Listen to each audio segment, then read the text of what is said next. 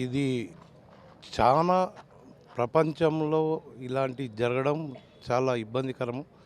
ఈరోజు ఒక రజక నాయకులని ఓ బీసీ నాయకునిపై అగ్రవర్ణాలు దాడి చేసి 2 సంవత్సరాల చిన్న పాపను 2 నెలల చిన్న పాపను కాళ్ళుతో తన్ని చనిపోవడానికి కారణమైన వ్యక్తులు, ఆ వ్యక్తులు 10-15 మంది ఉంటే ఈరోజు పోలీస్ వ్యవస్థ రేవంత్ రెడ్డి గారు హోంమంత్రిగా ఉన్నందుకు ఆ యొక్క రెడ్డి వర్గంలో ఉన్న ప్రతి ఒక్కరిని కాపాడాలని నలుగురిపైనే కేసు చేసి, అది చిన్న కేసు కాదు, అలాంటి కేసును నలుగురినే పెట్టి తగిన వాళ్ళందరినీ తప్పించడం జరిగింది.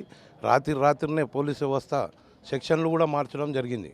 గత రాత్రి జరిగిన ఒక కార్యక్రమం జరగకపోతే నిన్న పొద్దుగాల 9 గంటలకు బాధితులు పోలీస్ స్టేషన్కి వచ్చి కూడా వణుక్కుంటూనే ఉన్నారు. వణికినరు వాళ్ళు. అరే మీకు ఏమైంది, మేము ఏమైనా మద్దతు పలుకుతాం టీఆర్ఎస్ పార్టీకి వెళ్ళి అని నేను మరీ కోరి అడిగితే భయపడుతున్నారు. లేదయా ఊర్లోకి పోతే మమ్మల్ని ఇంకా మళ్ళీ కొట్టి చంపుతారు, మాకు భయం అవుతుంది కాబట్టి మేము కొద్దిగా ఆలోచన చేసుకొని చెప్తామని చెప్పారు.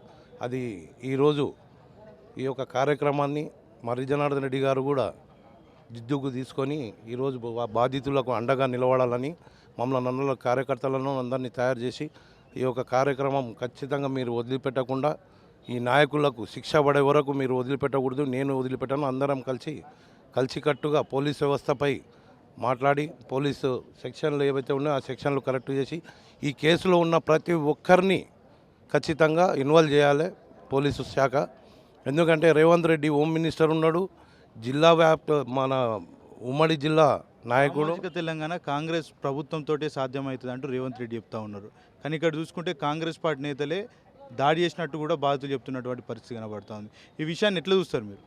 అన్న ఒకటి వినండి, గతంలో రేవంత్ రెడ్డి జై తెలంగాణ అంటేనే గన్ను తీసుకొని పైకి వచ్చిండు. ఈరోజు సామాజిక తెలంగాణ అని ఆయన అంటే చెల్లదు. వాళ్ళకు తెలంగాణ మీద ఎలాంటి ఆలోచన లేదు. తెలంగాణ మీద ఆలోచన ఉంటే తెలంగాణలో ఇలాంటి అరాచకాలు జరగవు. గత ప్రభుత్వం ఉన్నప్పుడు కేసీఆర్ గారు ఉన్నప్పుడు ఇలాంటివి జరిగినవని అన్న చూపండి, అలాంటివి జరగలే. కాంగ్రెస్ నాయకులు కాంగ్రెస్ వాళ్ళకి ఒత్తాసు పలుకుతుండ్రు. 2 సంవత్సరాలనే అరాచకం ఎక్కువైంది వాళ్ళది.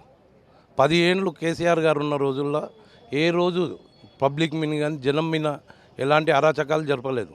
ఏది ఉన్నా చట్టబద్ధంగా చట్టం పని చేసుకుంటూ పోయింది. ఇప్పుడు చట్టం చేస్తలేదు, కాంగ్రెస్ గవర్నమెంటే చేస్తుంది చట్టాన్ని.